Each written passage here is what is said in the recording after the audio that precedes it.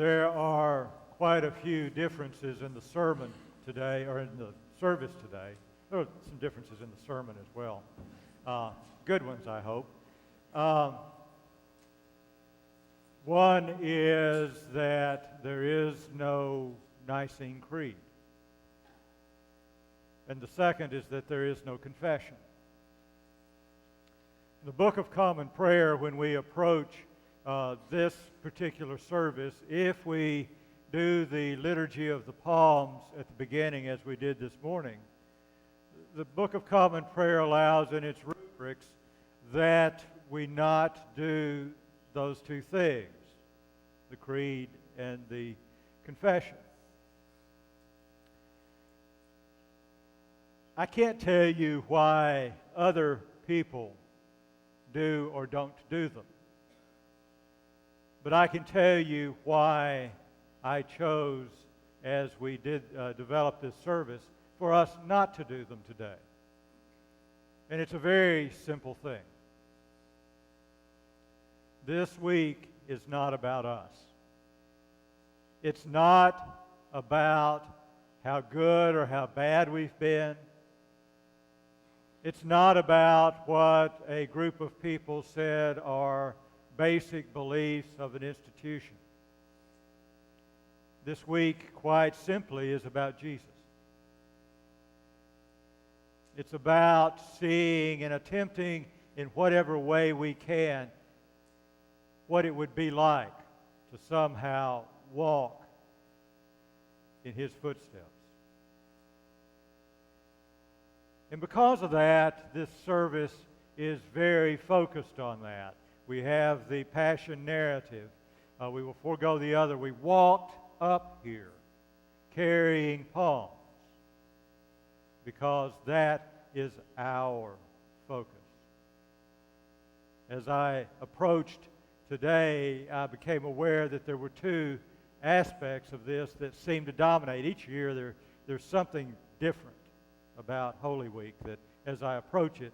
And this year I found myself thinking in this same frame of two things. Just how ultimate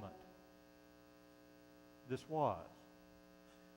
If you go back and read through the various Gospels, you read over and over about how Jesus would prepare His disciples ahead of time and say, this is where we're going, and it has to be, and it has to be.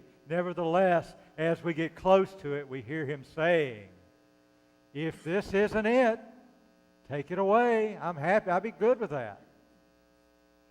But it wasn't to be, because this was ultimately what would have to happen.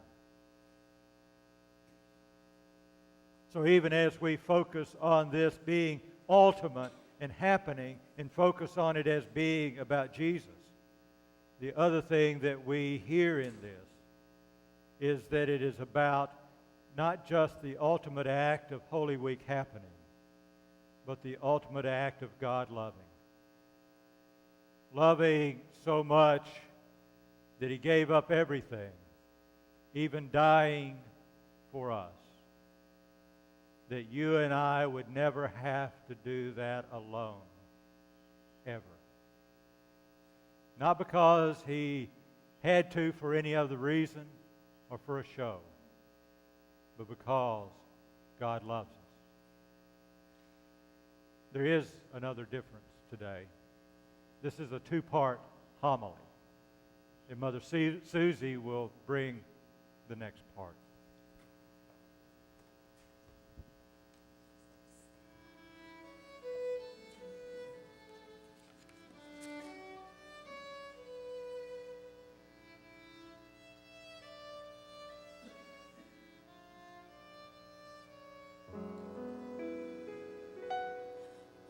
The fairy tales have happy endings, even though the passage can be rough.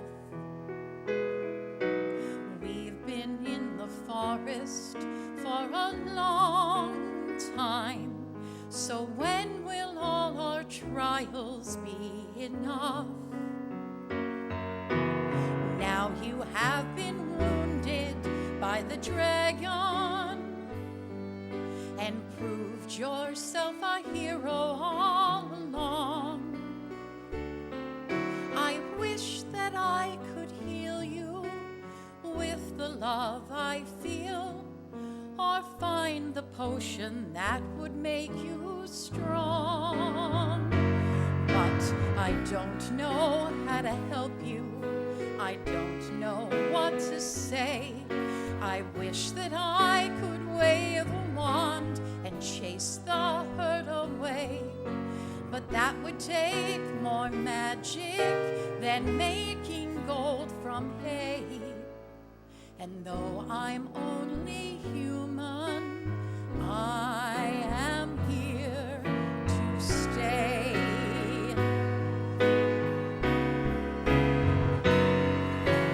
Wish there was a book with all the answers, or articles that spelled out what to do. I would track down experts or opinions if they tell me how I could help you. But no one seems to know of a solution, or even if there will be one someday. I wish that I could find you some small peace of mind, or promise there's an answer on the way. But I don't know how to help you. I don't know what to say. I wish that I could wave a wand and chase the hurt away. But that would take